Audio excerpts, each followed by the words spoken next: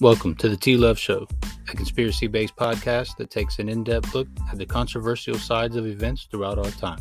And I'm your host, T-Love. Welcome back to the T-Love Show, Episode 5, Chemical Spills.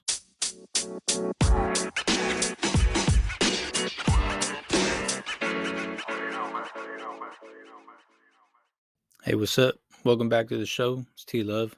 Want to get on this chemical spill topic. It's been real hot lately, especially in my state. I live in the state of Ohio.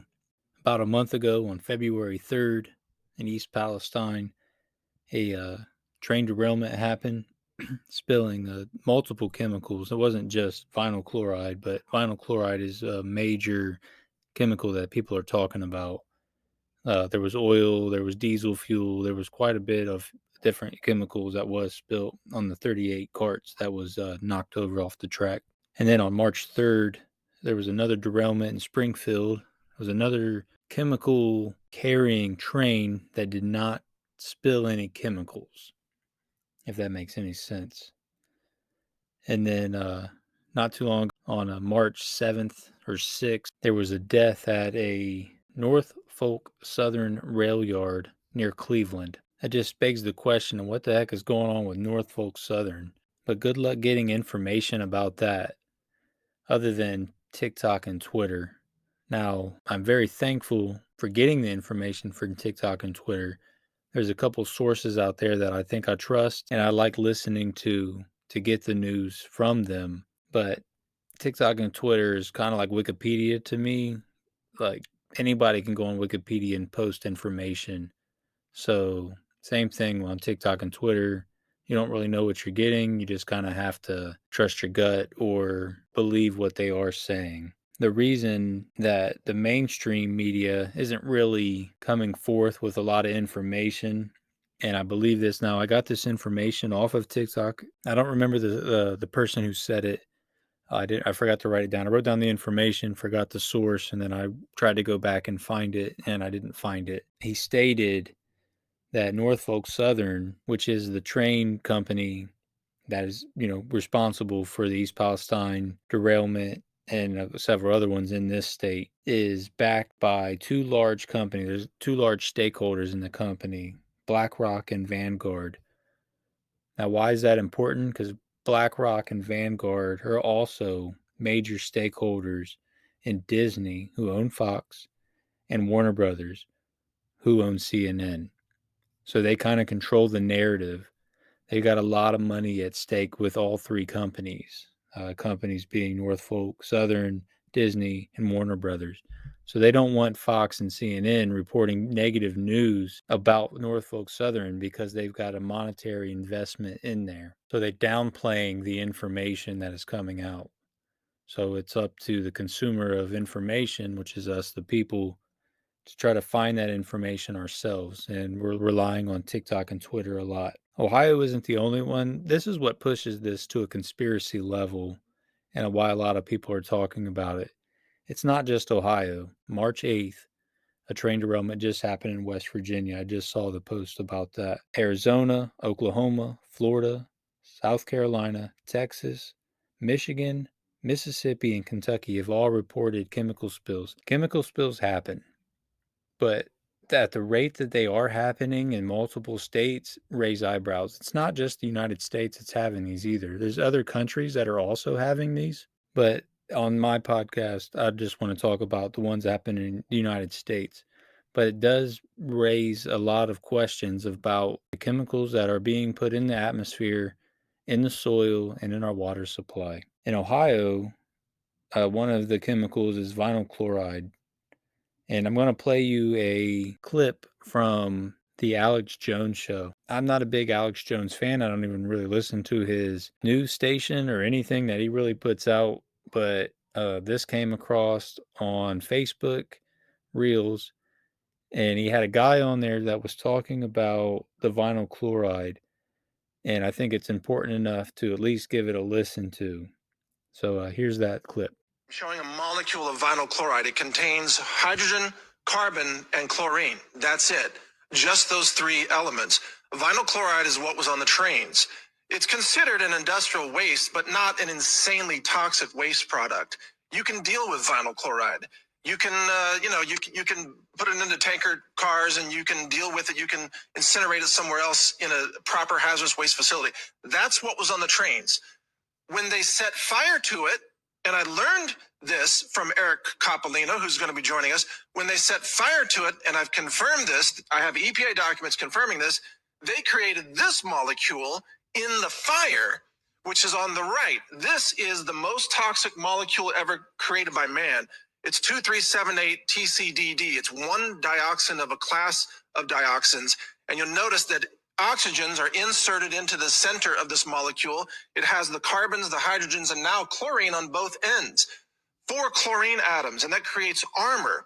In essence, a chemical armor where this molecule is practically indestructible like Teflon. This molecule is a disruptor of every system in the human body. So it doesn't break down like radiation? It will not break down. It doesn't have a half-life like radiation. It is considered a persistent bioaccumulative toxin. That's called the PBT by the EPA. Persistent means it doesn't go away. Again, you can have your own opinion about the Alex Jones show. I do not listen to it.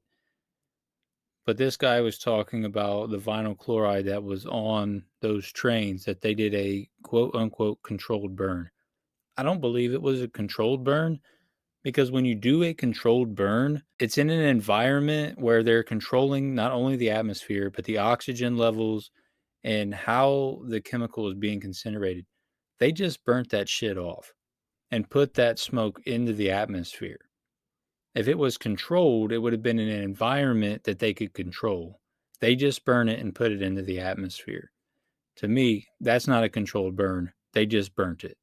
Again, Ohio not being the only state that has the chemical spills. Arizona had nitric acid that just was spilled in there. Oklahoma had a storage tanker that spilled. In Florida, they had a warehouse fire that had plastic plant pots. So basically, they were burning off plastic into the atmosphere. In Mississippi, they had hydrofluoric acid spill into a creek bed. And their reports were saying that water neutralizes the acid. Now, I don't understand that. I don't know too much about what these chemicals are. I don't know the periodic table very well. So most of my information is coming from people who know more than I do. I'm just putting this out there as an awareness. But they had a report basically saying that the water system neutralized the acid and that it was okay. I don't believe that at all. I don't really believe that anything that these people are telling us are truth. I think they're downplaying a lot of stuff. They're also downplaying how bad it is in East Palestine. Again, this is the state I live in, so this is most of the information that I'm getting. I don't have a lot of information on other states. Like our own governor, I call him Daddy DeWine. So Daddy DeWine is up in East Palestine drinking the water, saying everything is fine. I don't believe this dude drinks his own tap water. There ain't no way in hell he's up there drinking tap water. So they probably had, water underneath those sinks with some pumps that was already filtered, filtration, pumping it out, him and his colleagues drinking it, acting like it's okay. And I don't think that's right. And I don't believe that that's correct because, they evacuated the city. They told everyone everything was safe. They came back and now they're re-evacuating people from East Palestine. So that it cannot be safe up there. The waste that's not safe, they're taking it to a place in Michigan. I know Michigan is protesting from taking it there. And there's another plant in like northern central Ohio that literally just got their license back to conduct toxic waste removal chemicals into the atmosphere. So they had their license removed. And they literally just got them back. So they're going back there. So the removal of this toxic waste is also creating problems. I read a report that the water waste was moved to Texas there's a water treatment plant for toxic waste there in Texas, probably because of all the Gulf spills. It's easier to send the oil water there. The reporting on this has just been really bad. And there's a guy on TikTok named Nickdrom, Nickdrom. It's one word, and he has been on top of this. And again, I don't know his credentials because I don't know him as a person, but he said he is an engineer. He studies this stuff. He finds it fascinating. You can go to him on TikTok for a lot of information, a lot of in-depth information about this. I want to play you a video that he had put out about the reporting on this. For a couple weeks, I've had the assumption that government officials and people from the railroad have been watching my videos. I think it makes a lot of sense, and I'm glad I'm not that person assigned to watching my videos. In a video I made Sunday night, I pointed out that there were some inconsistencies around the numbers that the Ohio EMA were releasing. A week ago, they had said that there was 8,300 cubic yards of soil that were removed, and then that number changed to 4,800. And I said, regardless of the reason for this discrepancy, they should account for it. And then on Monday, they said, well, the 4,832 cubic yards that we had said, that is a estimation on visual surveys of the soil. They go on to say that 280 tons of contaminated soil were disposed of by U.S. Ecology in Michigan, back down to cubic yards, 28 cubic yards for the soil that was sent to East Liverpool. There are a few issues with this. To start with, by them giving us a precise number, 4,382 cubic yards, we go in with the assumption that they are able to determine how much waste there is, at least down to 2 cubic yards. Otherwise, it would be given as 4,380. But the thing is if this is all a visual estimation, I don't even think that they can estimate down to 10 cubic yards. So they shouldn't be giving us numbers like 4,832. It should either be 4,500 or 5,000. Some people might find this nitpicky, but I do think that this is really important. I also think it's important that they consistently use the same units. We don't know the density of this contaminated soil, so we don't know what 280 tons means. Now, the reason that I think both the railroad and the government really need to focus down on the transparency around their communication is because of the fact that we have caught them in multiple major omissions of information. You can look through my past 3 weeks of videos and see at multiple points I have discovered major omissions that they have only disclosed in later documents, but have also demonstrated that they did have the information prior to release, in some cases days prior, including the omission of several chemicals, like the 60,000 gallons plus of toxic oil that they buried under the tracks, which is the precise reason why they are digging up so much soil. Here's the thing. If you are one of these government officials who are watching my videos, just know I'm going to keep going through all of your releases and I'm going to keep highlighting things that are weird. So why don't we just stop omitting important details because they're going to come to light one way or another? Building trust has to start with transparency. The people who are getting their information from traditional news outlets on this disaster, have you wondered why they aren't covering the things that I am? As the coverage I see, they just keep repeating the same points that are supplied by the government and the railroad, which is a big reason why a lot of you even heard about this in the first place, because I highlighted other key factors in this disaster that media wasn't paying attention to. Are we just not going to learn anything here? Again, I watched that guy a lot, and I know he was also invited to Pennsylvania from the governor of Pennsylvania, him and a lot of other content makers, TikTokers, and I believe he came out and said that stuff. Hopefully, he didn't say that he feared for his life, but if he's going to keep, poking the bear, hopefully they don't silence him, if you know what I'm saying. And we know governments can do that fairly easy.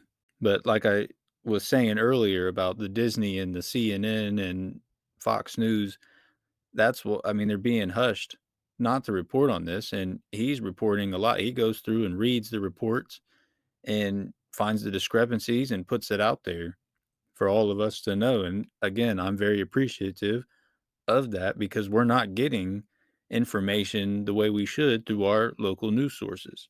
One of the reasons I think that these trains are derailing is because of the lack of inspections. There was just put out on Pacific Union not too long ago of a leaked recording where a supervisor is telling his foreman to skip inspections on train cars to send it out because they need to get the material out of there. And these train cars have bad ball bearings, which is what is causing a lot of them to wreck.